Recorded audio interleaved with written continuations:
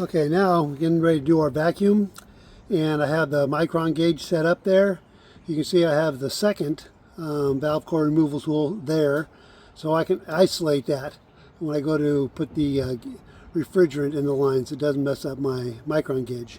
So I have that second valve core removal tool there so I can isolate it when the time comes. So for now, we're ready to do our micron test. We're ready to do our vacuum testing, which will be on the micron valve right there. Our micron tester right there, so we'll be able to see it go. So here we go.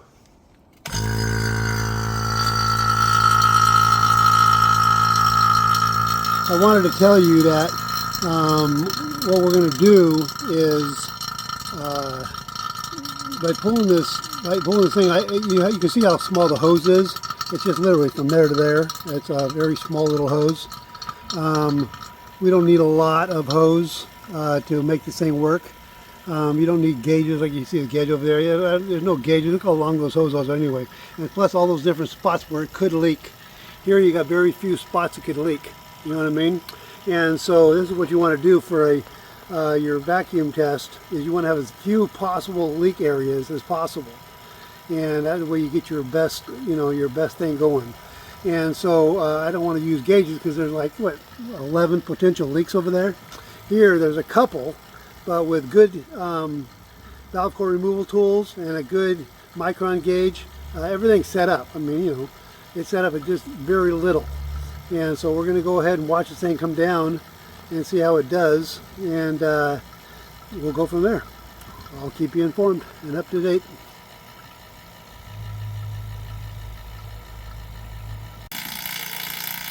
Okay, after 10 minutes of with this little girly vacuum pump, kind of get on Amazon for a couple of dollars with a set of gauges. Anyway, it worked fine. The micron gauge just turned off by itself, and it was at 165. So I'm going to go ahead and stop the vacuum, and we're going to hold it as a test to see if it goes down at all. Let me go ahead and turn this back on.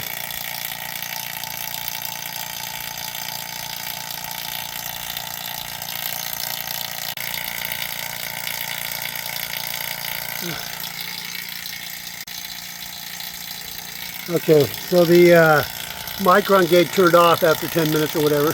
Just perfect timing. Anyway, it was holding at 170 or whatever. And I'm going to go ahead and turn this vacuum pump off. And anyway, it was holding at 170 or whatever after 10 minutes. So I went ahead and turned it off here, set up the thing so it's now isolated. The vacuum pump has no connection to it at all. And it's just now at a resting micron. So right now we're set up at, I don't know if you can see it, it's 230. And we're going to go ahead and let it sit there for 10 minutes and see if it holds. If it doesn't go over 500, it's fine. So in other words, if it doesn't go over 500 while it's resting, that's a resting vacuum, then it'll be considered good. And after 10-minute vacuum, we'll be able to release the refrigerant into the system. And I'll show you how to do that in a minute. So anyway, we'll come back in 10 minutes and take a look at what it looks like.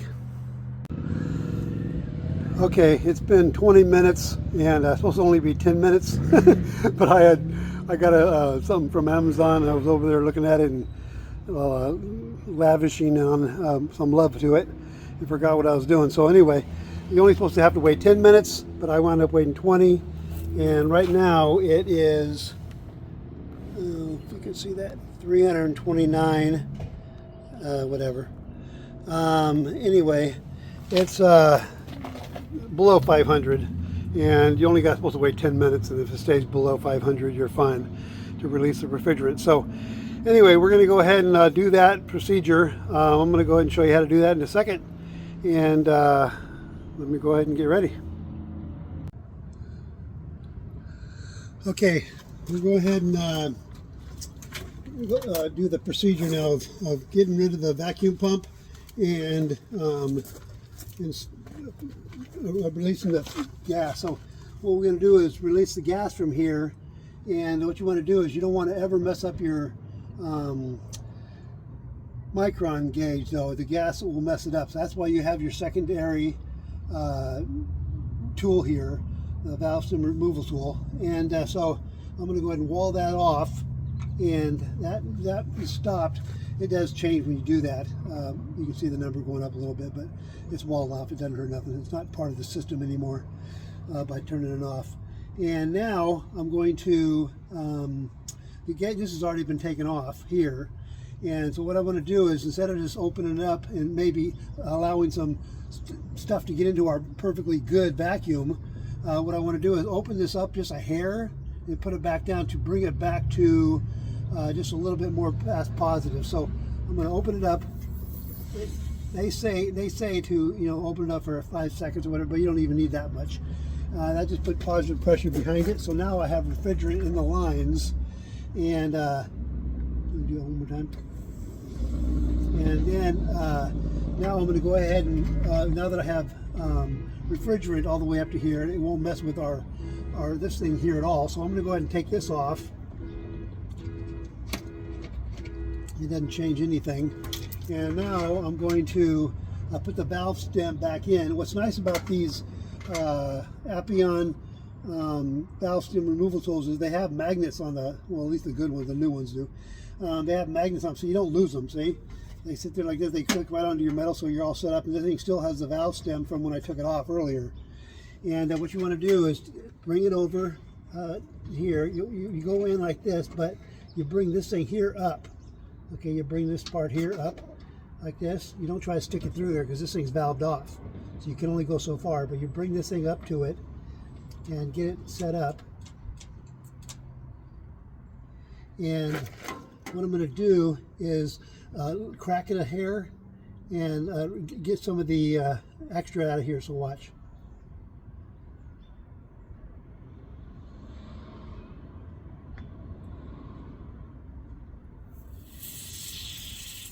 See, just release a little bit there, and that way there's for sure nothing from outside coming in. Okay, it's all pushed out. And then you push this thing forward, because now that I have it all open, I'm allowed to push this thing forward. But because it's under pressure, I only get a little bit of pressure in there. I didn't release the whole thing, so it's not under tremendous pressure, but it's still under some pressure. And so you got to force it up there. You force it in, it's under pressure, so you got to force it up there and turn it while you're holding it, okay? So I'm going to bring it in, and it's under pressure, like I said, but you just turn it while you're holding it forward.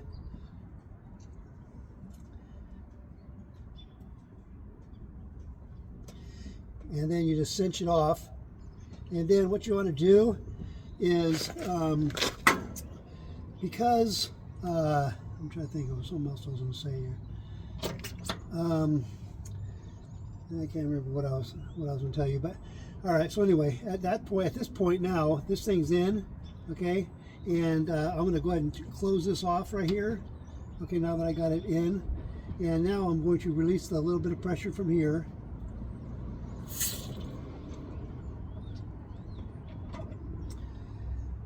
Okay, and now I'm going to see if this thing's leaking from the valve stem by checking it slowly here. See, it's perfect. Now I'm going to show you the test thing I have for this too before I remove this part here. So I'm going to go ahead and turn that back off for now and get my test cap, and I'll show you how to do that.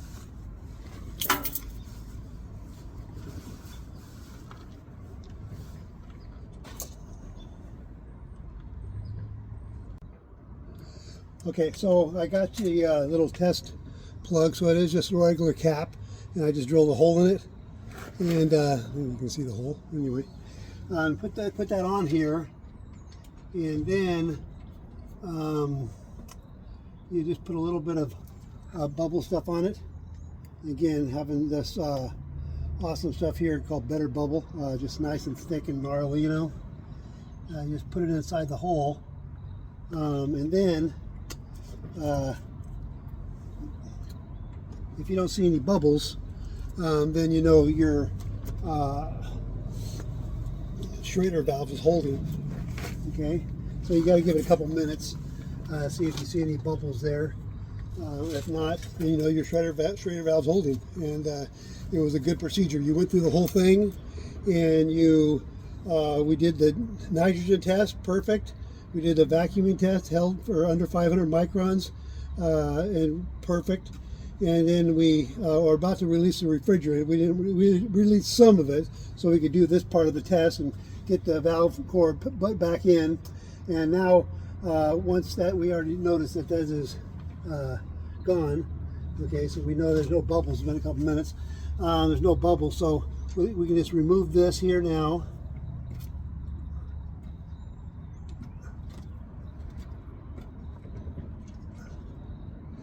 Trying to go the wrong direction, moron. All right. Anyway, so we know that everything's fine on there. I was going to say we're going to do a refrigerant now, but before we do, I was going to tell you that when you're going to put these caps on, you can use some what the hell's it called? My brain. Nylog on these threads. On all three of these threads, put the cap on, and you can just cinch it on. It'll just keep them from, in case there is some problem with their system, it won't affect you at all. Okay, but right now we know there's nothing leaking here, and so we're all set. So I'm going to go ahead and release the refrigerant now. You just want to release all the way through this one, and when you release them, you just come all the way out till it stops. You don't have to go farther than that. It has a stop on it; it'll stop by itself.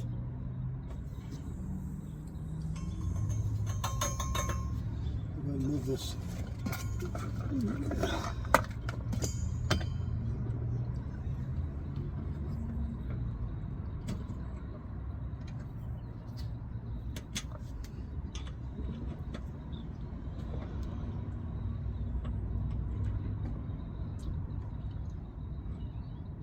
Okay, just until it bottoms out.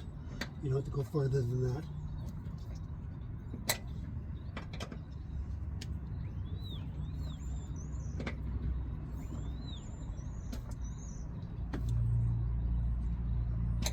Okay, we're all set. Like I said, put a little nylon on here, on all three of them, cinch it up a little bit, and you're golden. Okay? All right, if you have any questions, put them down below, and I'll get back to you ASAP.